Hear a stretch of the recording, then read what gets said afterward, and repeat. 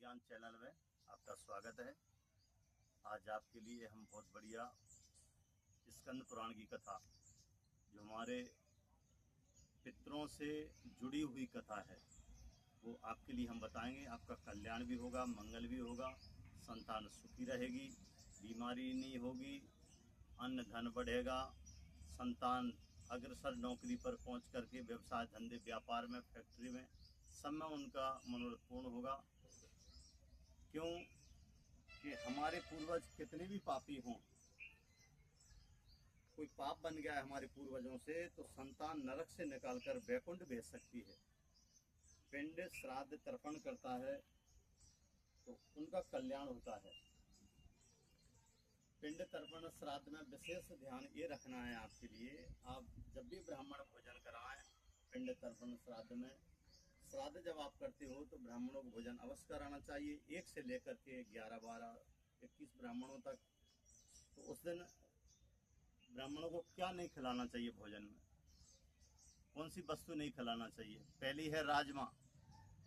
16 दिन में श्राद्ध पक्ष में राजमा नहीं खिलाना चाहिए, मसूर नहीं खिलाना चाहिए, अरहर नहीं खिलाना चाहिए, गाजर नहीं खिलाना चाहिए, लहसुन, जिसको लहसुन हम बोलते हैं और संस्कृत में पिलांडू बोलते हैं, तो प्याज नहीं खिलाना चाहिए। कुमड़ा, जिससे पेठा बनता है, कुमड़ा नहीं खिलाना चाहिए। लौकी और बैगन, ये पितर पक्ष में ब्राह्मणों को भोजन में ये नहीं खिलाना चाहिए। पीली सरसों श्राद्ध में भी उपयोग नहीं करना चाहिए।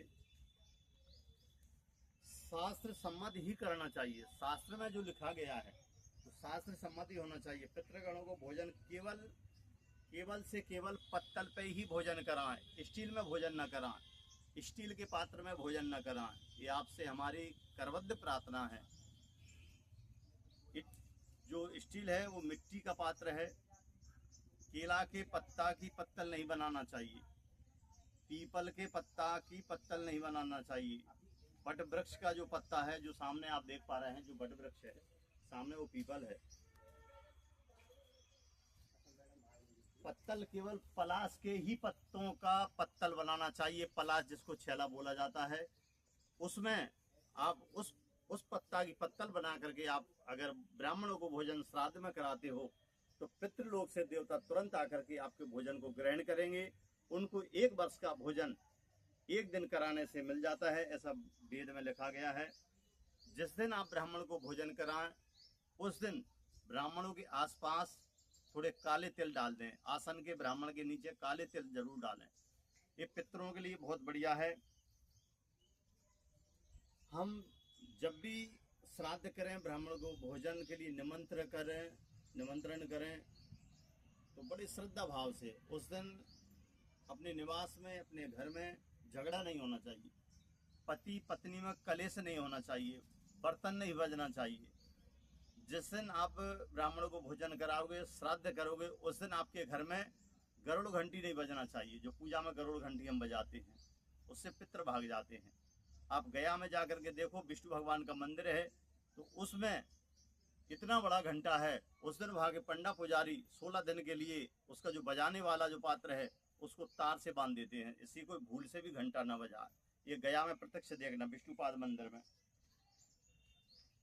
श्राद्ध पक्ष में अगर आप सुखी रहना चाहते हो तो उस दिन मंथन नहीं करना चाहिए, यानी दही नहीं बिलोना चाहिए। जिस दिन आपके घर में श्राद्ध है, अगर सुखी जीवन बिताना चाहते हो तो हमने सूक्ष्म रूप में, बिल्कुल सूक्ष्म रूप में आपको ये थोड़ी सी एक कथा सुनाई है।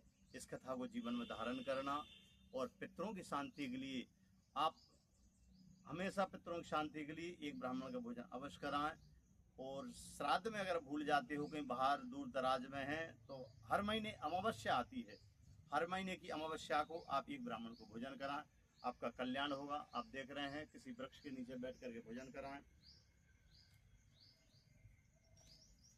हम श्राद्ध में जरूर से जरूर करें, ब्राह्मण को सफ़ेद वस्त्र दान करें, जैसी आपकी श्रद्धा हो। खीर अवश्य बनाएं। खीर का बहुत बड़ा महत्व है, क्यों चावल जो है वो पितरों का भोजन है। इसे वैदिक ज्योतिष ज्ञान चैनल के आधार पर आप देख पा रहे हैं। यूट्यूब के द्वारा यूट्यूब परिवार के लिए हमारी ओर से बहुत बहुत धन्यवाद, जो हमारी वीडियो को हजारों लोगों के पास भेज रहे हैं। उनका भी कल्याण हो और जो देख रहे हैं आपका कल्याण हो। आपके पितृ पूर्वज पितृलोक में हैं, वो आपको आशीर्वाद प्रदान करें। जय बद्री विशाल।